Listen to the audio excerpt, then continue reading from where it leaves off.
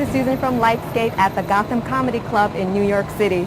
The club features top comedians on stage and celebrities frequently in the audience, such as Paul Schaefer from The David Letterman Show. Gotham is also the home of LateNet with Ray Ellin. Tonight's guests include Olympic figure skating champion Oksana Baiul and Star Trek legend Leonard Nimoy. LateNet started about a year ago. I had started a website called dailycomedy.com, and I wanted to have a late night talk show.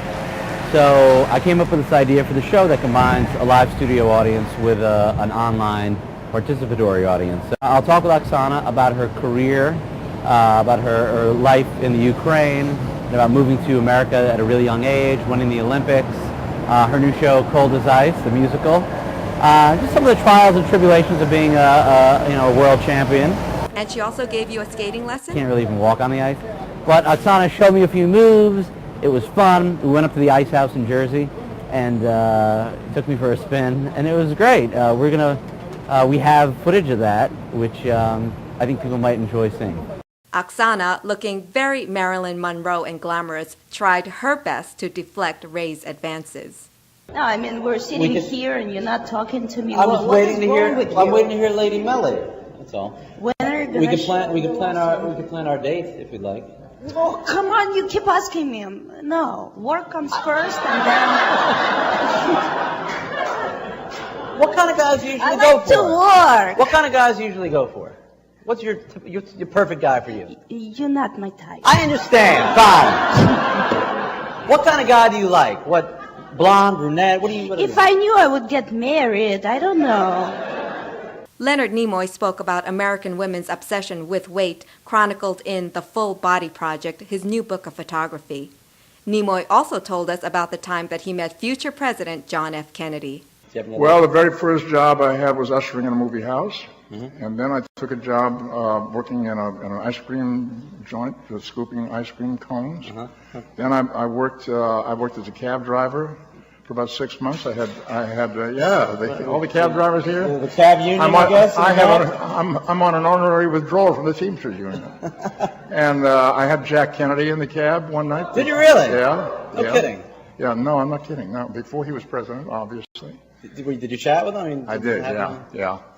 I was driving in West Los Angeles, and I got a call to go to the Bel Air Hotel and pick up Mr. Kennedy.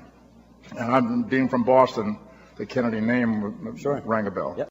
So I went there, and sure enough, it was him. He came out. They called and said, your cab is here, and he came out, and I recognized him. It was before... It was 1956, before the Democratic Convention that year, where he was almost nominated for the vice presidency. But he never had. When I saw him that night, he didn't have any national recognition yet. So he got into the cab and he said, "I want to go to the Beverly Hilton Hotel." Yes, sir. How are things? I said, "How are things in Massachusetts?" And he, "Oh, yeah." Somebody recognized me, and he said, "Are you from Massachusetts?" "Yep." "Where?" "Boston." "Really?" "Yeah." "What street?" I told him the street, which he knew because he had an office. I lived in the inner city of Boston. He had an office 2 or 3 blocks away. So we started chatting, and it was only about a 10-minute ride. And he said, "What are you doing out here?" And I said, "I'm an actor."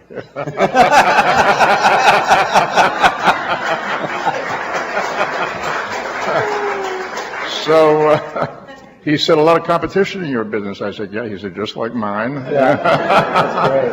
And we kicked it around a little bit. And then he said, "Just keep in mind, there's always room for one more good one." That was pretty good. That was pretty good, yeah. That was very helpful. That was very helpful. Comedian Kyle Grooms entertained the crowd with his take on the presidential election. Barack is a wonderful speaker, man. Real powerful voice. I just love the way he gives his speech. His voice is incredible, But the time has come for change. A change in how we do things in Washington. A change for $1. Does anyone have change for $1? 2 dimes and a nickel, 3 quarters to get me some cigarettes. All proceeds from tonight's show will go to Project ALS, which funds research to find a cure for Lou Gehrig's disease. For Lightscape.com, this is Susan, and remember, skating is for life. one more time. 1, 2, 3. Skating is for life.